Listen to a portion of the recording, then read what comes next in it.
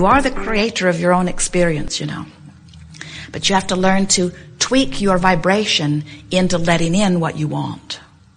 Creation isn't about going and getting something. It's about preparing the nucleus, which is you, right here where you stand in your powerful now, vibrationally to let in the good stuff that you've been asking for.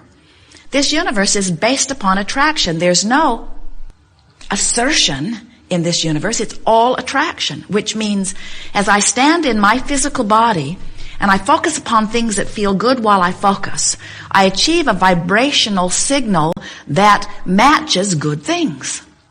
But if I look at something wrong in the world, and there is plenty like that you might want to look at, and I activate that thing that I think is wrong within me, and I know I've done it because I feel awful as I'm doing it, and I continue to focus upon that with the well-meaning intent of making it go away or fixing it, I can eventually activate it so consistently that it becomes not just an activated in this moment vibration within me, but a dominantly often activated vibration, which is what a belief is, a thought that's so easy to think because I've practiced thinking it for so long. So now I've got this vibrational habit going on, and now what I really want can't come because I'm on a different vibrational frequency. You can't set your radio on 6:30 a.m. and hear what's being broadcast on 98.6 FM. The frequencies have to match up. And you can't be a vibrational match to not enough money and let more money in at the same time. You can't be so aware of a sickness in your body that it's all you think about, and you feel so discouraged and depressed and frightened about it, and let wellness in at the same time. They are different vibrational frequencies. So when you come to recognize this, then you realize that creating is about vibrational adjustment. But an easier way to hear that is creating is about taking emotional journeys. It's about the journey between worry and hope. The emotional journey says, all I have to do is shift from worrying about not enough money to hoping and believing that there will be enough money. And when I have made that vibrational shift so that when I think about money, I feel calm and good rather than frenzied and worried, when I've made that shift, the universe will do all of the orchestrating. The universe is the concierge, the employment agency, the coordinator, the manager in the sky that will line all that up for me. You don't have enough hours in the day or energy and time to make things happen. You've got to get into the attitude of allowing the good stuff to happen. And the reason that we get so worked up about this is because we can see what's being held in your vibrational escrow. We know every moment that you worked on a job you didn't like, you were launching clear rockets of desire about what you preferred. Every time you were mistreated, you launched a rocket about what would feel better. Every time you felt like you deserved more money, you launched a rocket that put more money into your future experience. Your future experience is so full of all of this good stuff that you want. But here you are beating the drum of where you are, talking to coworkers and to friends and to your mother about how things aren't going the way you want them to go. And here's this magnificent future experience all lined up with your name on it, with your vibrational encoding, ready for you anytime you chill out and relax and practice yourself into more positive expectation about good things coming to you. The entire universe will respond to you. Certainly the cells in your body will respond to you. Everything will respond to you. But if you don't do the vibrational work, then there's not enough action in the world to make it happen. And that's why so many of you don't believe in your ability to create your own reality. You want things, and you talk about things you want from a vibration that you are not consistently offering. You can line up with source energy and have anything in this world that you want. Nothing is off limits to you. If you have the ability to identify it as a desire, then this universe, this time-space reality has the ability to deliver it to you. But it's necessary that you become a vibrational match to your desire. So you can't just be sloppy in your vibration. You can't just observe anything that's in front of you. You can't just turn on the television and watch anything they throw at you, because they have motives for everything they show you.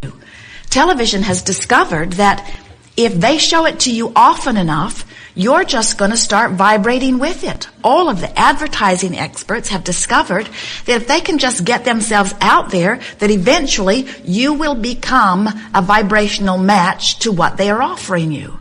And in doing so, you will attract yourself to it, and it will come to you. And so it's just good business, advertisers say, to get the word out there, get it vibrating in your experience. But we want to say to you, you've got choices about what you let vibrate in your experience. Don't let the glut of information overwhelm and confuse you. Simplify it by saying simply this: I have guidance within me in the form of emotions that indicates to me in every moment the vibrational content of what I'm giving my attention to.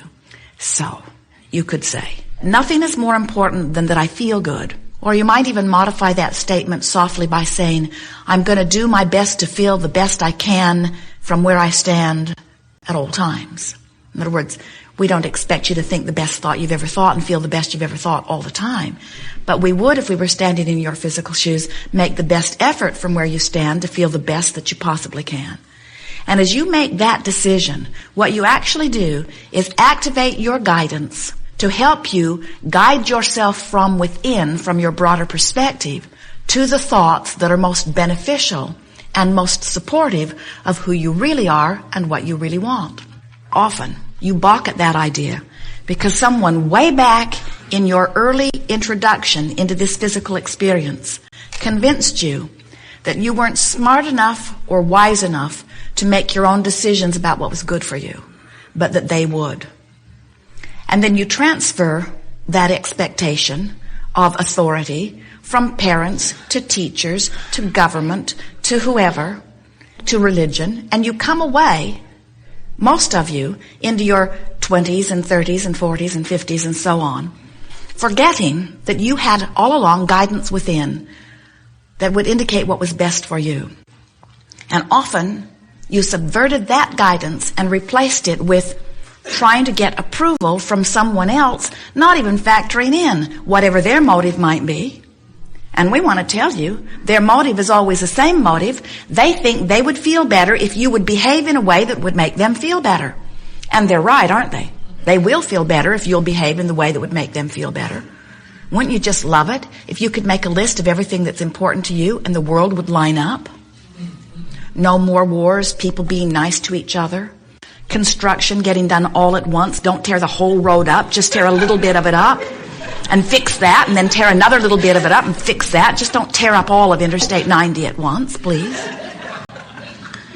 But what you come to understand is that they're not out to please you, they're out to please them.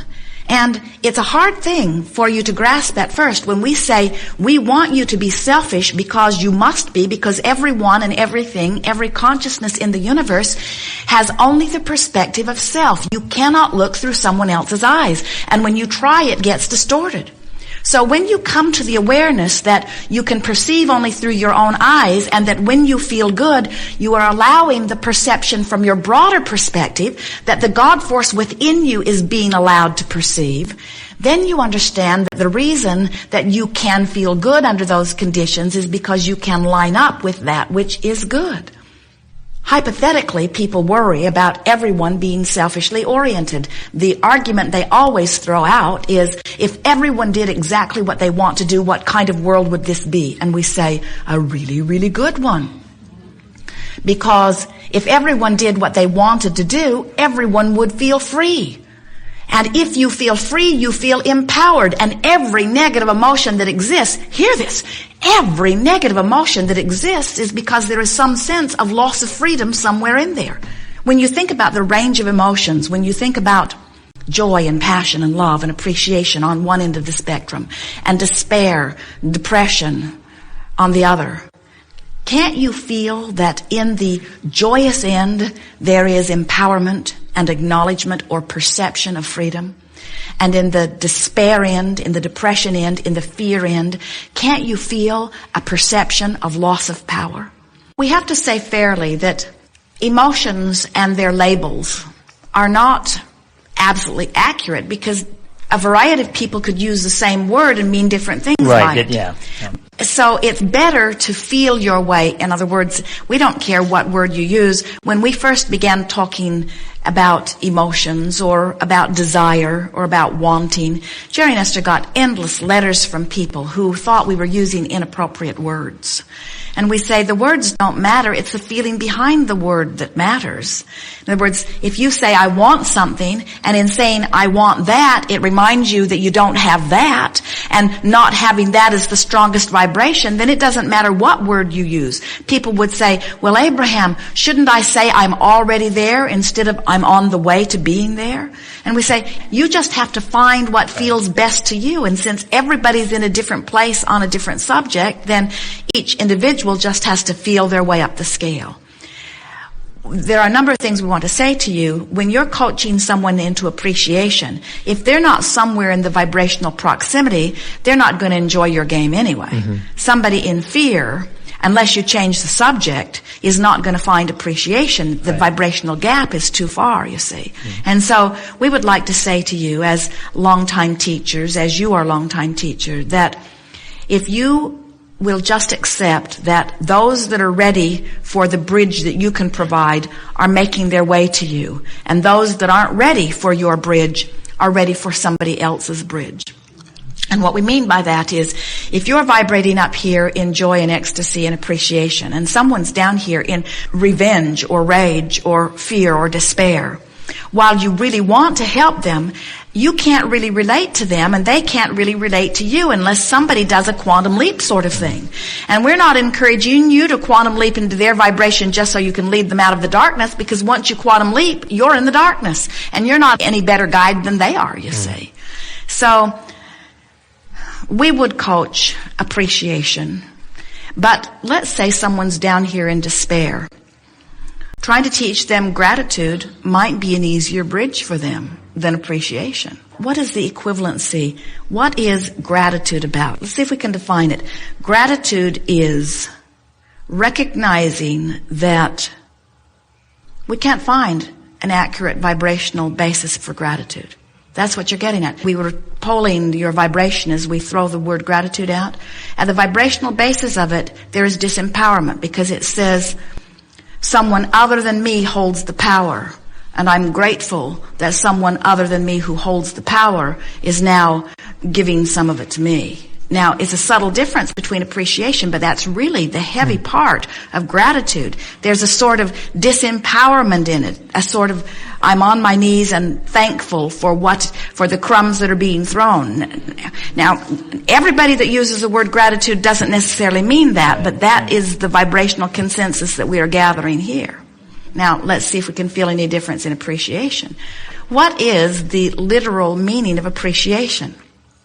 When something appreciates, what does it mean? It naturally expands. It naturally expands. So what appreciation is saying, and the vibration behind it, is that it is natural for me to get into this venue of well-being, and it is natural for my well-being to become more. Appreciation is more in alignment with what is natural. But these are just words. Yeah. And words can be misused or misunderstood. Our favorite day so far with you, because we have been out on the leading edge in a new way. It's interesting how we can have some of the same conversations about vortex, about contrast, about launching desires, about taking the bounce. And then a whole series of people just raise their hand and come forward to punctuate exactly what we're wanting to convey to you about this business of managing your relationship with your vortex. We want you to realize that no matter where you're standing in relationship to what you want is only an emotion away from you. In other words, a very close emotion away from you. Jerry is often asking us, well, Abraham, what do you want? What's in this for you? What do you want? And we've been saying in a variety of different ways that what we want is for you to have conscious realization of what you would call potential that we would call reality. What we want is for your realization of who you really are to come fully into your life moment by moment. We so enjoy watching little ones who are full of themselves, who are not terrorized by a crowd or controlled by a well-meaning